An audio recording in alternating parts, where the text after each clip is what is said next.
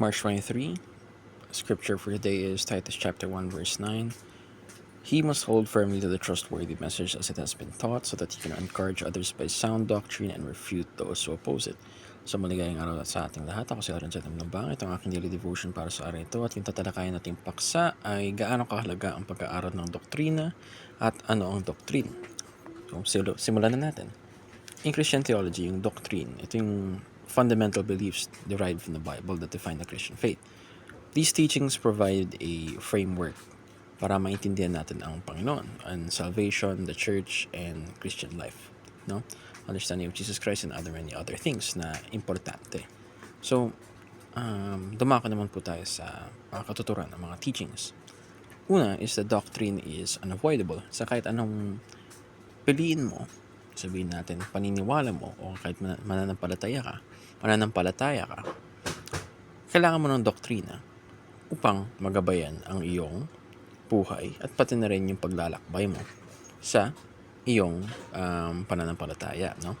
So, kahit hindi ka maniwala na sabihin natin hindi ka naniniwala mayroong Diyos, isa pa rin yung doktrina kung saan ang sinusundan mong doktrina ay atheism. No? At kung sakaling naniniwala ka naman na ang Diyos ay hindi naging tao, nag-part of a different doctrine naman yan. So, kailangan mong ilugar ang iyong sarili sa doctrine na pinaniwalaan mo at syempre, itama mo, magpiliin mo rin yung tama. No? Doctrine is unavoidable. In any case, when it comes to religion and Christianity, kailangan mo talagang hanapin or rather pick a side kasi walang neutral side pagdating sa doktrina. Sunod, studying doctrine is loving God with all our mind. So, alam natin na loving God with all our heart, all our soul, all our mind. And kasama rin dito yung all our mind. Yung sinasabi dito ay ang pag-aaral ng Biblia or doktrina ay parang nagsasabi ka ng mahal kita Diyos, mahal kita Panginoon. At gusto kong mas mapalalim ang aking kaalaman, aking kalinangan, at gusto kitang makilala. Gusto kong ma-reveal mo ang iyong sarili sa akin na maintindihan ko ang iyong mga doktrina, pati rin ang iyong teachings. No? Kasi, ang sinasabi mo sa Panginoon ay you want to be or want to understand someone, di ba? Sabihin natin, in a relationship wise, di ba? Yung ginagawa rin natin ay ginagawa ng tao ay gusto nilang maintindihan ang taong nililigawan nila. So sabihin nila, I want you to understand me. This is how I act. This is how I do things sometimes. At sa ganun, ginagawa rin yun sa Panginoon.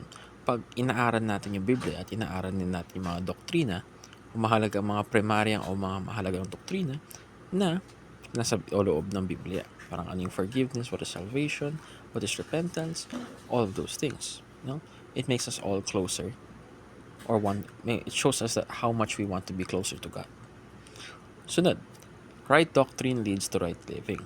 So, isa rin ito sa mga mahalagang katuturan na binanggit ni Pastor Russell Ocampo kung saan ang tamang doktrina ay ang kahihinatnan nito ay madalas tamang landas. No?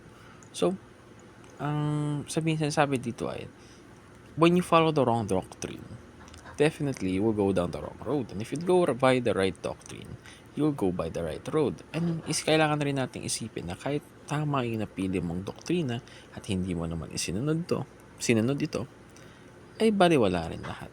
O sabihin natin, at lalo na, mahirap magkaroon ng tamang landas kung wala kang tamang doktrina. Wala kang daan, wala kang gabay kung paano mamuhay sa iyong Christian life or daily journey in life. So, the right journey leads to right living. And the right doctrine leads to right living. As we must know, dun pa lang, sinong Heso Kristo ang pinanampalatayahan mo? Di ba?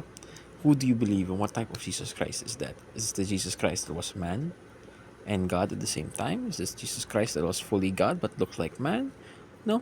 So, The right doctrine leads to the right living, right ideas, the right mindset, and the right belief, no?